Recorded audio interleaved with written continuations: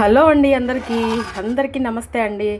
అందరికీ happy Sunday అండి. లేట్గా చెప్తున్నాను. సో ఇకైతే విషయం ఏంటంటే, ఈరోజు సండే స్పెషల్గా మా ఇంట్లో నేను ఏం చేశానంటే పప్పుచారు అండి. పప్పుచారు అయితే చేశాను అనమాట. అయిపోయింది. పప్పుచారు పోపు కూడా పెట్టేసేసాను. అలాగే వైట్ రైస్ అండి. వైట్ రైస్ కూడా ఇప్పుడే ఉడికిందనమాట, కట్టేసేసాను.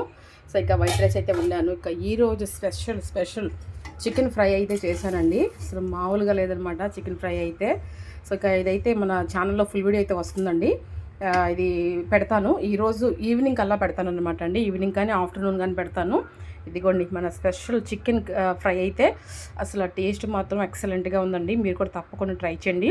ఫుల్ వీడియో వచ్చిన తర్వాత చూసి ట్రై చేసి ఎలా వచ్చింది అనేది తప్పకుండా నాకు కమెంట్ సెక్షన్లో షేర్ అయితే చేయండి. ఇవ్వండి ఈరోజు మా స్పెషల్స్ అయితే స్పెషల్ చికెన్ ఫ్రై, అలాగే పప్పుచారు. చికెన్ ఫ్రై పప్పుచారు ఎంతమందికి ఇష్టమో నాకు తప్పకుండా కమెంట్ సెక్షన్లో షేర్ అయితే చేయండి. అబ్బబ్బా ఏమి టేస్టీగా ఉందండి అసలు ముక్క అయితే.